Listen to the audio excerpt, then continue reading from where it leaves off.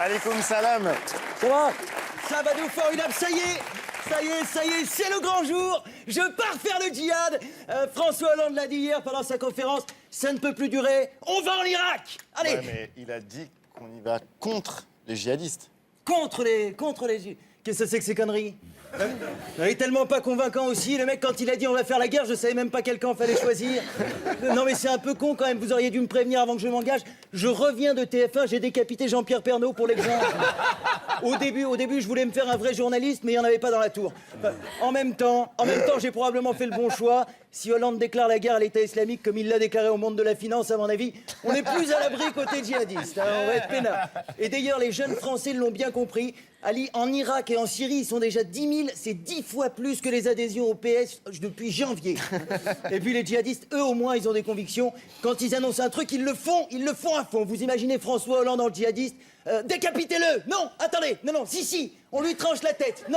Non, finalement, on va pas le faire. Bon, je sais, on va le décapiter juste un peu comme ça sur le côté. Non, tout ça est ridicule, c'est décidé. Demain, je rejoins Mossoul. Allah Akbar! Ça se prononce comme ça, hein, c'est ça, Ali? Merci. C'est vrai que ça risque d'être un peu compliqué au niveau de l'avion. Ça ne passera pas en bagage à main. Vous imaginez pas l'enfer, Ali, que c'est de faire sa valise pour un djihadiste. Le seul couteau que j'ai le droit d'emmener en avion, c'est ça. Jean-Pierre Pernaut, il m'a fallu 6 heures. J'ai été obligé de le finir avec le tire-bouchon. C'était dégueulasse. Et pour les explosifs, c'est pareil. On a le droit qu'à 20 millilitres, des petites dosettes comme ça, de rien du tout. Comment voulez-vous détourner un avion avec du sérum physiologique? Personne ne bouge, atterrissez à Bagdad où je nettoie les yeux de Badou. Je vais faire couler sans maquillage, je vous jure, j'en ai rien à foutre, je suis un malade. Non, on n'a même pas le droit d'emmener de la crème solaire. Moi, j'ai regardé la météo, ça tape sévère en Irak. C'est l'été indien, 50 degrés à l'ombre, et de l'ombre en plus, il n'y en a plus. Plus d'immeubles, plus rien. Le seul moyen d'éviter les coups de soleil, c'est de courir sous un F-16 comme ça à midi. Le djihad, ça n'est pas un truc de roukmout. Tu mets un rouquin dans le désert, au bout de 2 heures, c'est une flaque avec des tumeurs qui flottent. Même ces fringues, elles ont des mélanomes. Mais allez, venez, on s'en fout, on part tous en Irak, on fait la nouvelle édition en direct de Mossoul, ça va être super. On va s'éclater, mais ouais, vous imaginez Thomas Séraphin, Ariel Wiesme. On t'appellera Jean-Pierre hein, pour la sécurité. Ophélie, on te mettra une burqa pour ta sécurité. Et Nicolas, on t'empêchera de manger la bouffe locale pour notre sécurité. Ali, imagine un petit peu les audiences.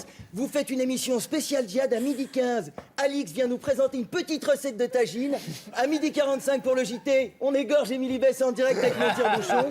Et à 13h40, j'arrive avec 15 kilos d'explosifs, 6000 dosettes de 20 millilitres.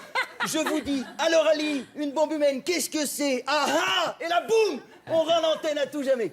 À ce propos d'ailleurs, Ali, je voulais savoir quelque chose. Vous qui maîtrisez un petit peu tout ce qui est terrorisme, quand on meurt en martyr, est-ce qu'il est possible d'échanger ces 72 vierges contre une grosse salope?